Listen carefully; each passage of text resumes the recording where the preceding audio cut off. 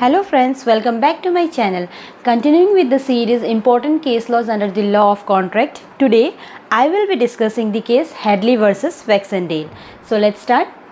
The case Hadley versus Baxendale was of the year 1854, and this case establishes the rule for determining the consequential damages resulting from a breach of a contract. In this case, Hadley was the plaintiff and Baxendale was the defendant. So, the facts of the case are as follows. The plaintiff, that is Hadley, he was the owner of a mill and he had certain broken crankshaft in his mill. So, he decided to repair those crankshaft.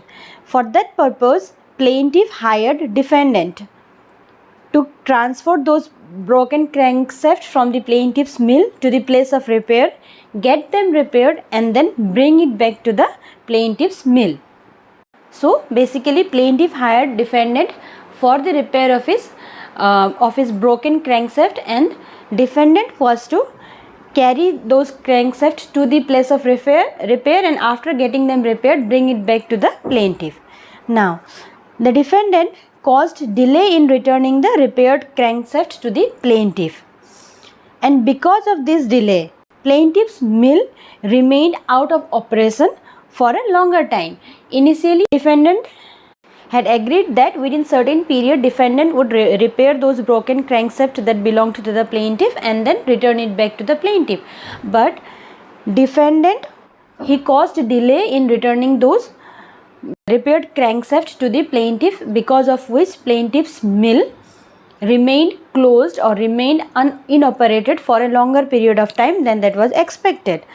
Now plaintiff claimed that defendant had acted negligently in causing delay in returning the repaired crankshaft to his mill, and because of which his mill remained closed for a longer time and plaintiff suffered loss of profits.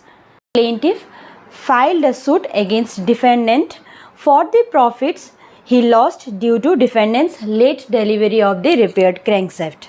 The court below awarded damages claimed by the plaintiff, that is, the court below held defendant liable to pay to the plaintiff the profits he lost due to the closure of his mill for a longer period of time because of defendant's late delivery of the repaired crankshaft. Now, the defendant filed appeal against the order of the court below. The issue that arose before the appellate court was whether defendant was liable to compensate the plaintiff for the loss suffered by the plaintiff due to non-operation of the plaintiff's mill for a longer period of time than expected, and that whether the plaintiff's loss of profits because of the mill's closure was too remote to justify a claim.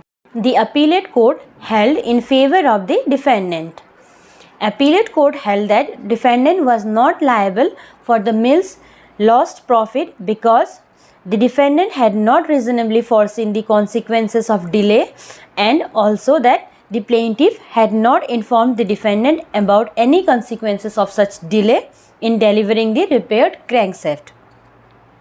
So, the appellate court in this case held that defendant was not liable for the plaintiff's lost profit because at the time of entering into the contract, the defendant had not reasonably foreseen what would be the consequences if there was delay in delivering the repaired crankshaft, and also that the plaintiff in this case had failed to inform the defendant about any consequences that the plaintiff may face if the defendant causes delay in delivering the repaired crankshaft. So, the court held that a party cannot be expected to compensate for what he was not able to reasonably contemplate at the time of entering into the contract. So, the defendant was held not liable for the plaintiff's lost profits because defendant had not reasonably foreseen the consequences of the delay of the delivery of the repaired crankshaft.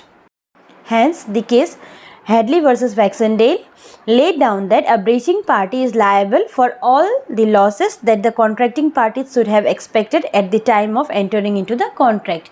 That is, the breaching party will be liable only for the losses that the contracting parties should have expected at the time of entering into the contract, but not for any losses that the breaching party could not have expected based on the information available to him or her at the time of entering into the contract. So this was all about the case Hadley versus Baxendale, which established the rule for determining the consequential damages resulting from a breach of the contract. In my next video, I'll come up with another important case law from the law of contract. Thank you for listening, and if you like the content of my videos, please subscribe to my channel and do like and share the videos. Thank you.